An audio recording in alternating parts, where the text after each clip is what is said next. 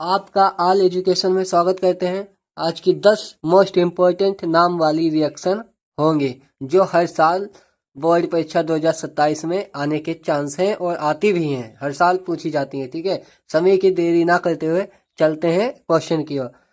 Number 1 है अभिक्रिया Williamson संश्लेषण अभिक्रिया। ठीक है, 3 नंबर में आती है, जब भी आएगी तो 3 नंबर में ही ये अभिक्रिया आती है।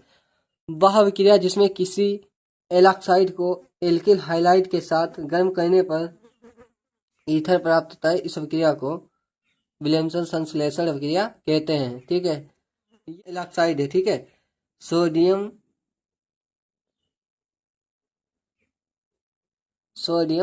एल्काइड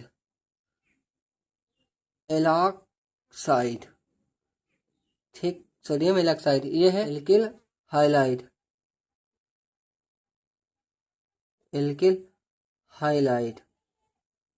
ठीक है, वह अभिक्रिया जिसमें किसी एल्काइड को एल्किल हाइलाइड के साथ गर्म करने पर ईथर प्राप्त होता है, इस अभिक्रिया को ही विलियमसन संश्लेषण अभिक्रिया कहते हैं। कैसे मतलब प्राप्त होगा, ये देखो, ये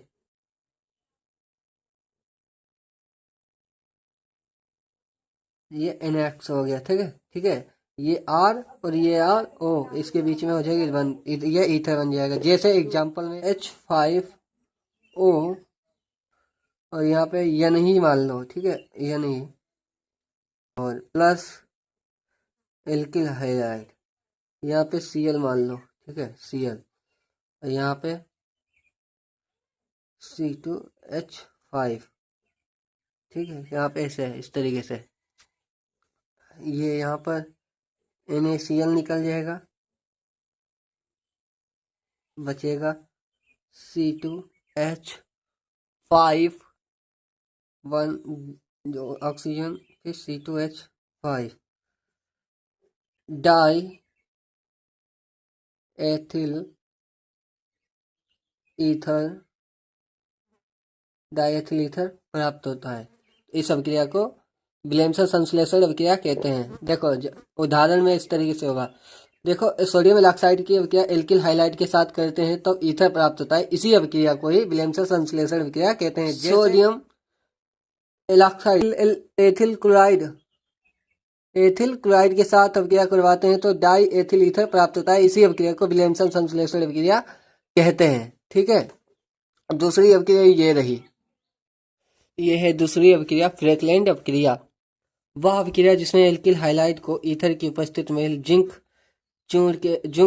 के साथ अभिकृत कराने पर एल्केन बनती है, फ्रैकलैंड अभिक्रिया कहलाती है। कई बार पूछी गई है, देखते हैं जैसे। ठीक है, एल्किल हाइलाइड को ईथर की उपस्थिति में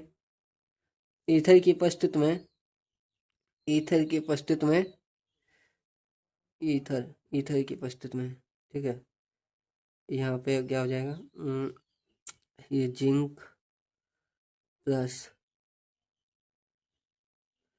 ठीक है, ईथर की उपस्थिति में ईथर की प्रेजेंट में ठीक है, ये जिंक छोड़ के अपकृत कराने पर, ठीक है, ZnH2 निकल जाएगा और एल्केन प्राप्त होगी। ठीक है, उदाहरण, ठीक है, उदाहरण H5Cl plus Zn plus Cl C2H5। ठीक है, H5 को ईथर की उपस्थिति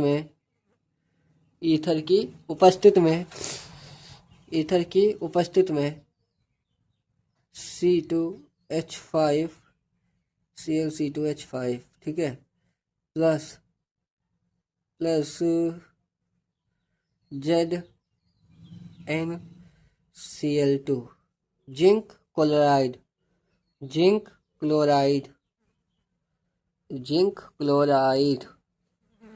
ठीक है, यह प्राप्त हो जाएगा ब्यूटेन।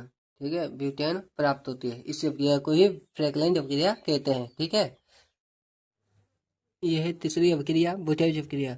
जब एल्किल हाइलाइड के दो अणुओं के को शुष्क ईथर की उपस्थिति में सोडियम धातु के साथ अभिकृत करते हैं या कराते हैं, तब एल्केन प्राप्त होती है, बुटाइज अभिक्रिया कहलाती है। RX का मतलब होता है एल्किल हाइलाइड। टू यानी मतलब होता है, यानी मतलब धातु एक होती है, धातु का मतलब सोडियम, मतलब Na को सोडियम धातु कहते हैं। ठीक है, और XR मतलब एल्किल हाइलाइड ही होते हैं। इसमें लिखा है दो अणुओं मतलब एल्किल हाइलाइड के दो अणु लेते हैं और शुष्क ईथर की उपस्थिति में सोडियम धातु मतलब सोडियम धातु के साथ उपस्थिति में अभिक्रिया कराने पर या अभिकृत करते हैं, तब एल्केन प्राप्त होती है। ठीक है, और प्लस सोडियम हाइलाइड प्राप्त होता है। ठीक है, और जैसे उदाहरण CH3Cl plus 2Na plus CH3Cl। ठीक है, शुष्क ईथर की उपस्थिति में, शुष्क ईथर की उपस्थिति में, ठीक है, शुष्क ईथर की उपस्थिति में CH3 एथेन प्लस, और क्या बनेगा, प्लस 2NaCl।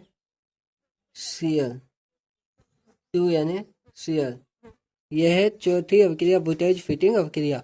वह अभिक्रिया जिसमें एक अणु एल्किल हाइलाइड व दूसरा अणु एरिल हाइलाइड की शुष्क ईथर की उपस्थिति में सोडियम धातु से क्रिया करने पर टॉलुइन प्राप्त होता है, जिसे बुटाइज फिटिंग अभिक्रिया कहते हैं। मतलब एल्किल हाइलाइड जो खुली श्रृंखला का होता है, जो एरिल हाइलाइड जो बंद श्रृंखला का होता है। ठीक है, ये RX एल्किल क्लोराइड, ठीक है, एल्किल हाइलाइड है। ठीक है, हाइलाइड, और ये धातु यानी ये है एरिल हाइलाइड की शुष्क ईथर की उपस्थिति में करवाने पर RAR, ठीक है, प्लस 2NaX। एल्किल एरिल, ठीक है, एरिल, ये 2NX। ठीक है, इसी अभिक्रिया को बुटाइज फिटिंग अभिक्रिया कहते हैं। उदाहरण के लिए, ठीक है, उदाहरण के लिए CH3Cl, ठीक है, प्लस 2Na, ठीक है, प्लस एरिल मतलब बंद श्रृंखला वाला, ये Cl, इसे क्लोरोवेंजीन कहते हैं, क्लोरोवेंजीन कहते हैं। ठीक है, इसकी क्या करवा, ठीक है,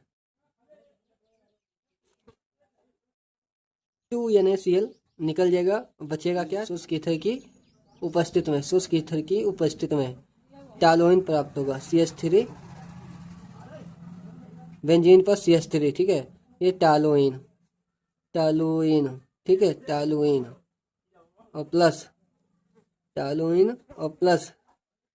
2NaCl बनेगा। ठीक है, ये सोडियम क्लोराइड, इसे सोडियम क्लोराइड, ठीक है, सोडियम क्लोराइड। यह है मेथिल क्लोराइड, ये मेथिल क्लोराइड, ठीक है, ये सोडियम है, ये बेटा जो क्या फिटिंग कहलाती है। ये पांचवी अभिक्रिया है, सीमित अभिक्रिया। ठीक है, वह अभिक्रिया जिसमें कार्बोक्सिलिक अम्ल को हाइड्रोजोइक अम्ल के साथ सांद्र H2SO4 की उपस्थिति में विकृत करने पर प्राथमिक एमीन प्राप्त होती है, सीमित अभिक्रिया कहलाती है। हाइड्रोजोइक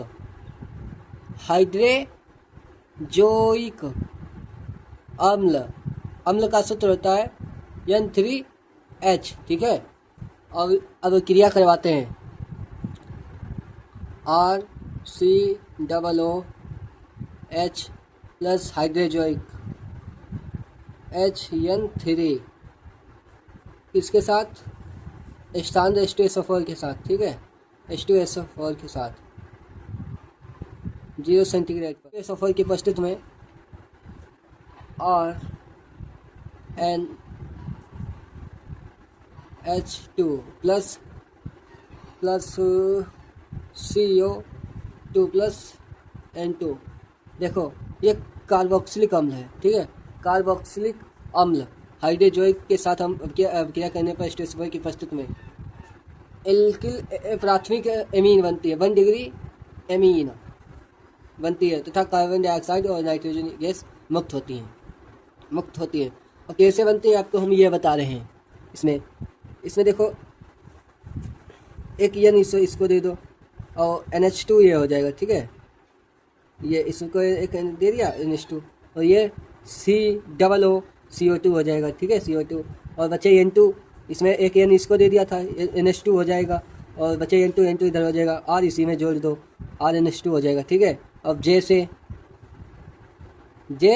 ठीक है, J से CH3COOH प्लस हाइड्रोजोइक के साथ क्रिया करवाओ, ठीक है, HNH3 H2SO4 तो क्या बनेगा मालूम है, CH3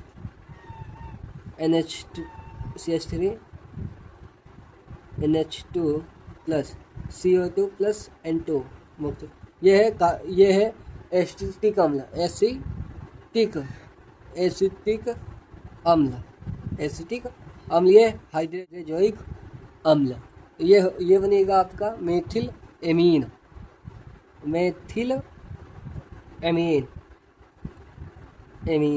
ये कार्बन डाइऑक्साइड, ये नाइट्रोजन, ये गैसें उड़ जाएंगी, ठीक है, सीमित प्रक्रिया कहलाती है।